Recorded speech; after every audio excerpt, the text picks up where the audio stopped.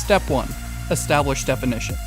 Language is an ever-changing, evolving phenomenon where humans find the most effective and efficient ways to communicate with one another, and a brilliant display of spontaneous order. I say that to establish that I don't always use dictionary definitions when speaking, but speak in a more colloquial sense. That way, even if you disagree with the terms that I use, or how I use them, you can understand what I mean by them. So I will do my best to establish what I mean by certain phrases. Tariffs. Taxing the importation or exportation of goods across national boundaries. In this instance, we will mostly be referring to the taxation of foreign imports into the United States. Theft. Taking someone's property through force or coercion without just cause. Taxation. An act in which government uses force or coercion to generate revenue, while this may not be the only motivation, by taking someone's property. Step 2. Make the principled case. On principle, you have the right to property that you have obtained morally, either through homesteading that which was previously unowned, or through a voluntary interaction with one or more people.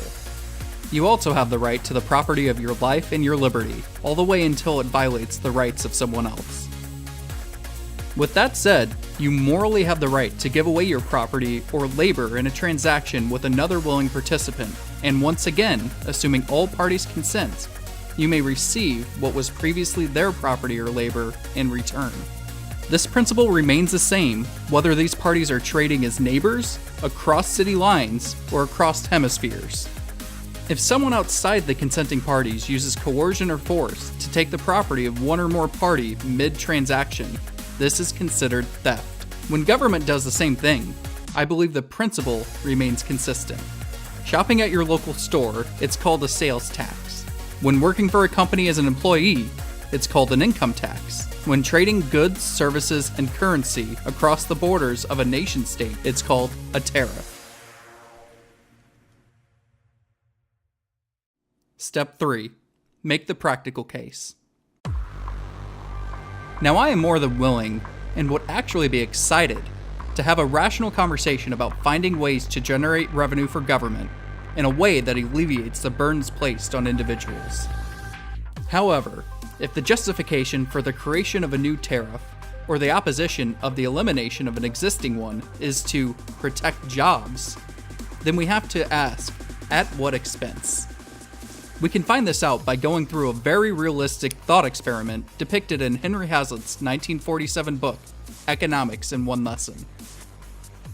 He says, an American manufacturer of woolen sweaters goes to Congress or to the State Department and tells the committee or officials concerned that it would be a national disaster for them to remove or reduce the tariff on British sweaters. He now sells his sweaters for $15 each. But English manufacturers could sell their sweaters here of the same quality for $10. A duty of $5, therefore, is needed to keep him in business. He is not thinking of himself, of course, but the thousands of men and women he employs, and of the people whom their spending in turn gives employment. But the fallacy comes from looking merely at this manufacturer and his employees, or merely at the American sweater industry. It comes from noticing only the results that are immediately seen, and neglecting the results that are not seen because they are prevented from coming into existence.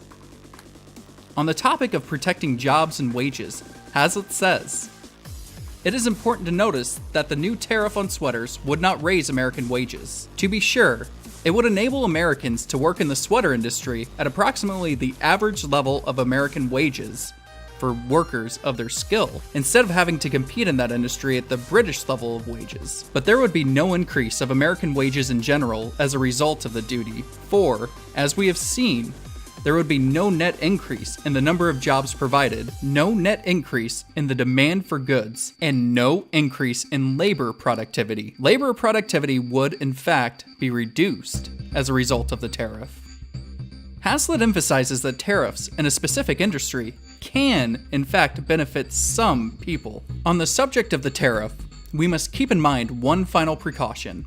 It is the same precaution that we found necessary in examining the effects of machinery. It is useless to deny that a tariff does benefit, or at least can benefit, special interests. True, it benefits them at the expense of everyone else. but it does benefit them. If one industry alone could get the protection while its owners and workers enjoyed the benefits of free trade and everything else they bought, that industry would benefit, even on net balance. As an attempt is made to extend the tariff blessings, however, even people in the protected industries, both as producers and consumers, begin to suffer from the other people's protection, and may finally be worse off, even on the net balance, than if neither they nor anybody else had protection. To bring this all back to a more fundamental level, the most dispassionate way to look at economics is to understand it as how we allocate the scarce resources in society. My belief is that we should allocate resources in the way that maximizes the standard of living for the most amount of people. And this is what happens when you create an environment where mutual exchange benefits all parties involved. This is what happens when government is out of the way and interactions are voluntary. If there's still any skepticism that this is true, I'd like to point out that Hazlitt mentioned the seen nature of tariffs. This is when you see the direct benefits of something, such as you see that there are jobs in a certain industry. However, because there is no such thing as a free lunch, there is a much larger unseen loss that comes to the economy when resources are forcibly distributed in a way that doesn't maximize the utility for everyone, but instead only for a select few. And if you continue to think that this is me opining from an unrealistic utopian position, take it from conservative radio host Mark Levin. On page 99 of his 2009 book, Liberty and Tyranny, a Conservative Manifesto, he discusses these principles on a topic that was much more popular a decade ago. The statist ignores the benefits of free trade because it undermines his agenda. When a computer company lowers costs by opening a call center in India, the price of the computer goes down, benefiting American consumers. Money is then freed up in the United States to spend more productively. As Indians become wealthier, they buy more goods and services from the United States. In the past several years, some of the fastest growth in American goods and services exports have been to India. On one final point, if the support of tariffs is coming from a desire for America to win in trade, despite the point earlier that in voluntary trade everyone is a winner, let me make this clear. The United States of America is great, not because of government, but in spite of government. A country where the law was a respect for individual liberty. Something best stated by not an American, but a 19th century French economist, Frédéric Bastiat, in The Law. There appears to be no country in the world where the social order rests on a firmer foundation. But even in the United States, there are two issues, and only two, that have always endangered the public peace. What are these two issues? They are slavery and tariffs. These are the only two issues where, in contrary to the general spirit of the Republic of the United States, law has been assumed the character of the plunderer. Slavery is a violation by law of liberty. The protective tariff is a violation by law of property. In conclusion, both in principle and practice, tariffs prevent American industries from gaining cheap goods for production, which then cause higher prices for American consumers.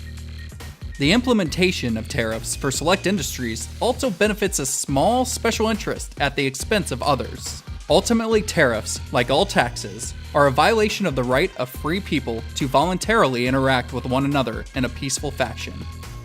If the violator of this crime wasn't the government, we would call this action theft. Therefore, even if it's an elected representative or their appointed official who is doing this, tariffs are theft.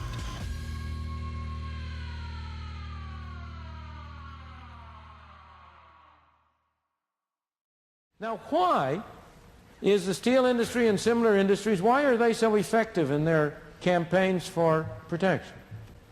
The people who are going to lose their jobs in steel are very visible. They're a collective group. You can name their names. Suppose we restrict imports from Japan. Then people are going to lose their jobs in these export industries. They will be widely spread over the country. You and I couldn't name one person. But that doesn't mean they're any less real. But the greater propaganda effect of the steel industry is because you can set the visible, is a more potent political force than the invisible people who will lose their jobs.